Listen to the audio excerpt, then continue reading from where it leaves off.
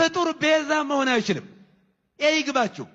ቤዛ ማለት ስለሌላ ተላልፎ መሰጠት ማለት ነው። ነይ ነይ እምዬ ማርያም ቤዛ ነሽ አሉ ለዓለም።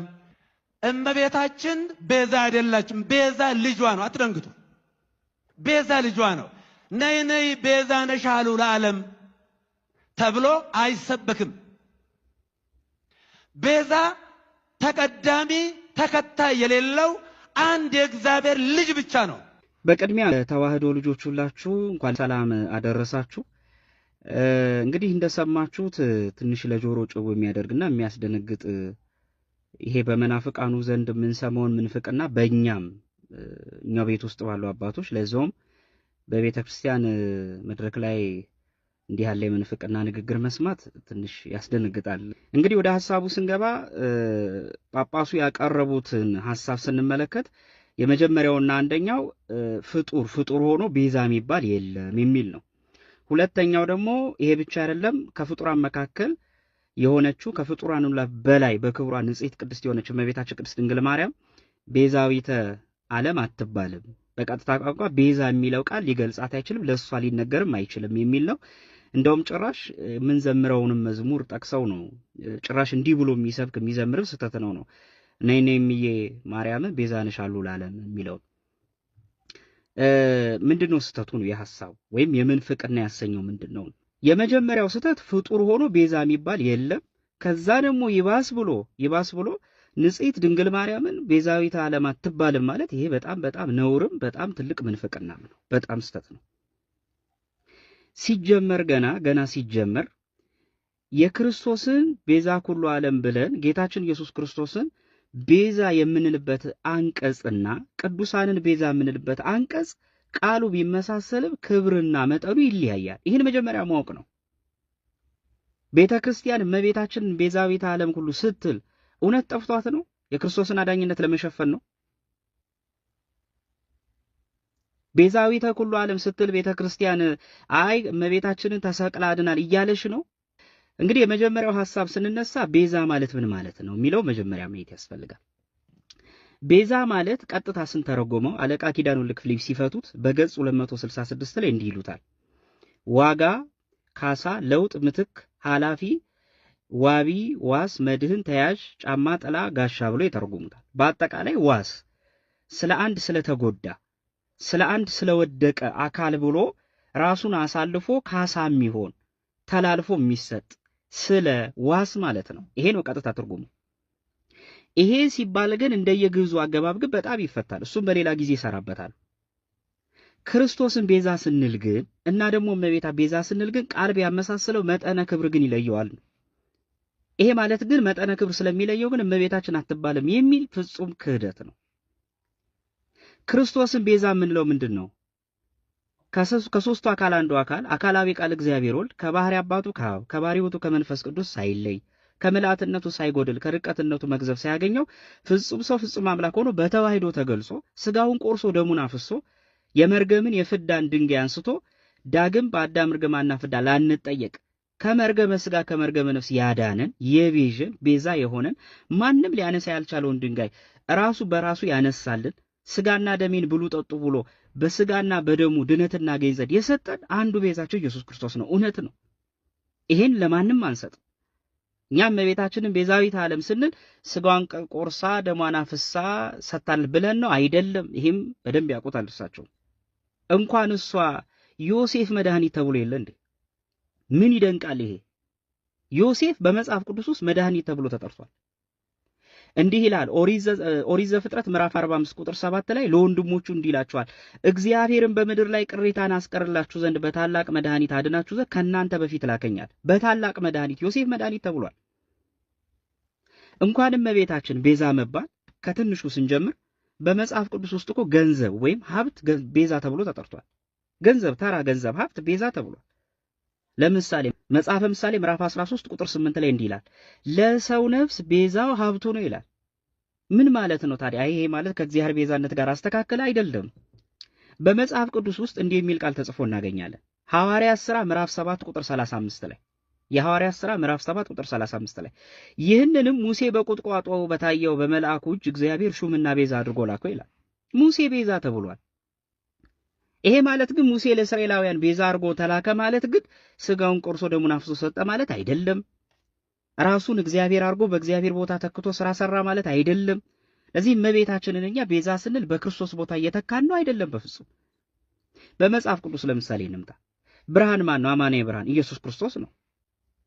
ብርሃን የዓለም ብርሃን እኔ ነኝ ያለ ኢየሱስ ክርስቶስ በአንጻሩ ደግሞ እናንተ የዓለም ብርሃን ናችሁ ብሏል ሐዋርያት። እና ብርሃን ተመሳሳይ ስላደረገ የሐዋርያት ብርሃን አይባሉም የክርስቶስን ይጋርዳሉ ተብሎ መሰረዝ አለበት ማለት ነው። መጥምቁ ዮሐንስ እኮ የሚያበራ ፋና ተብሏል እኮ። እግዚአብሔር አምላክ ነው፣ ከኔ በቀር ሌላ አምላክ አታምልክ አለ። ሙሴ እኮ አምላክ ተብሏል፣ በፈርዖን ላይ አምላክ አድርጌያለሁ ብሏል። ታዲያ ይሄ ማለት የሙሴ አምላክነት ከእግዚአብሔር ይተካከላል ማለት ነው? ቃላት ስላመሳሰሉ አንድ ነገር ከዛ ነገር ጋር በክብር ተገብቶ ይነገራል ማለት አይደለም። እንደየአንቀጹ ይተረጎማል። በአዲስ ኪዳንም ጌታ የመዝሙረ ዳዊትን ጠቅሶ ለነቢያት ተርጉሞታል። የእግዚአብሔር ቃል የመጣላቸው እነዚያ እንኳን ምን ከተባሉ አማልክት ከተባሉ ብሏል። ራሱ ጌታ እውነተኛ እረኛ ስለ በጎቹ ነፍሱን አሳልፎ ይሰጣል ብሎ ራሱ በግ እረኛ ብሏል። አማና የቸር እረኛ እውነት ነው። ሐዋርያትን ደግሞ የእረኝነት የጠባቂነት ስልጣን ሰጥቷቸዋል። በጎቼን ጠቦቶቼን ምራ አሰማራ ብሎ ለጴጥሮስ ኃላፊነት ሰጥቶታል። ይሄ ማለት አንድ ነው ማለት ነው አይደለም። ስለዚህ እመቤታችን ቤዛዊተ ዓለም አትባልም ማለት ይሄ ፈጽሞ ክህደት ምንፍቅናም ነው። ቅዱስ ያዕቆብ ዘስሩግ ለምሳሌ በዚህ በኦን ዘ ቨርጅን ወይም በእንተ ድንግልና በሚለው መጽሐፉ ላይ በገጽ 29 እስከ 34 ባለው ላይ ስታነቡት እንዲህ ይላል። ሊቁ ሲናገር አዳምን እንዲሞት ያደረገችው ይላል። በደንብ ስሙ። ያቺ ክፉ ቀን ተለወጠች አለ። እርሱም አለ ከሞት የሚድንባት ሌላ ቀን መጣች ይላል። ዝቅ ብሎ ግን እንዲህ የሚላት ሐሳብ አለች። እባቧ ሳትሆን ገብርኤል ሊናገር ተነሳ፣ ሔዋን ሳትሆን ድንግል ማርያም ቃሉን ልትቀበል ተዘጋጀች። በተንኮል ቃል የሚያስተው ሳይሆን ሕይወትን የሚያውጅ እውነተኛ ቃል ወጣ። በሞት ዛፍ መካከል የሞት ዕዳዋን በጻፈችው እናት ፈንታ። ቤዛ ማለት ፈንታ ዋስ ማለት አይደለም። በሔዋን ፈንታ የሞታችን ምክንያት በሆነችው ፈንታ ቤዛ ልትሆን ማለት ነው። ስለዚህ ልጇ የአባቷን ዕዳ ሁሉ ከፈለች ይላል። እንደውም ጭራሽ እመቤታ ዕዳ ከፋይ ብሏታል። ይሄ ማለት ግን ክርስቶስ ዕዳ መክፈሉን አቆመው እመቤታችን ከፈለች ማለት ነው አይደለም። ምክንያት ድነት መሆኗን ነው። ወደ አባ ጊዮርጊስ እንግባ። ሰዓታቱ ላይ እንዲህ ይላል። በመጽሐፈ ሰዓታቱ ላይ ኩሎሙ ለእግዝእትነ ማርያም ላይ እንዲህ ይላል። ንትፈሳ ኩልነ በዝክረ ስምኪ ጦም ወበደ ማስካልኪ ማዕድም ቅድስት ማርያም ቤዛዊተ ኩሉ ዓለም ይላል። ቃል በቃል ስንተረጉሙ የዓለም ሁሉ ቤዛ ቅድስት ማርያም ሆይ በሚጣፍጥ ስም አጠራርሽና የሚያምር በሆነ ፍሬሽ ክርስቶስ ደም ሁላችን እንደሰታለን ይላል። እና አባ ጊዮርጊስ ዘጋስጫ ተሳስቷል ማለት ነው። ሰአሉ ለነ ሐና ኢያቄም ወለድክምዋ ለማርያም ቤዛዊተ ኩሉ ዓለም ይላል። ሐናና ኢያቄም ለእናንተ ሰላምታ ይገባል። የዓለም ቤዛ የምትሆን ወይም የዓለም የመዳኛው ምክንያት አያችሁ፣ ለእመቤታችን ሲቀጸል የመዳን ምክንያት በመሆኗ ቤዛ ትባላለች እንጂ ተሰቅላ ዳነች የሚል ኮንቴክስት አይደለም። ስለዚህ ይኸው ተብላለች። እና አባ ጊዮርጊስ ሰዓታቱን ቀደን እንጣለው። ለምሳሌ እንዚራ ሰባቱ ላይ እንዲህ ይላል። የምስጋናሽም ዜና እስከ ምድር ዳርቻ ደረሰ፣ እስከ ውቅያኖስ መጨረሻ ተመላለሰ። በመጀመሪያ የገነት በር በሔዋን በደል ምክንያት ተዘጋ፣ በመሸም ጊዜ ባንቺ ጽድቅ ተከፈተ ይላል። በደንብ ስሙ። በሰይጣን ጦር የቆሰለው የድነት መድኃኒት ባንቺ ተሰጠ። በኃጢአት በደንብ አድምጡ። በኃጢአት የሞተው ባንቺ ጽድቅ ዳነ ይላል። በኃጢአት የሞተው ባንቺ ጽድቅ ዳነ ብሎ ነው ቃል በቃል የሚናገር። እመቤታችን እንዴት ነው ቤዛ መድኃኒት ማትባል? ሌላ ምን ጨምር? ንግሥት ሆይ ዓለም ባንቺ ዳነ ይላል ቃል በቃል። ይሄው እንዚራ ስብሐት ዝማሬው ላይ አባ ጊዮርጊስ ዘጋስጫ ዓለም ባንቺ ዳነ ይላል። ይሄ ማለት እመቤታችን ተሰቅላ ዳለ አባ ጊዮርጊስ ጠፍቶት። ሌላ ምን? ለምሳሌ መስቀልን እንዴ መስቀል ቤዛ ነኮ እንላለን አይደል? ዘውትር ጸሎት ላይ እነዚህም ስህተት ነው ማለት ነው። መስቀል ቤዛ ነ መስቀል መድኃኒተ ነፍስ ነን እንለዋለን። ስለዚህ ዘውትር ጸሎቱ ስህተት ነው።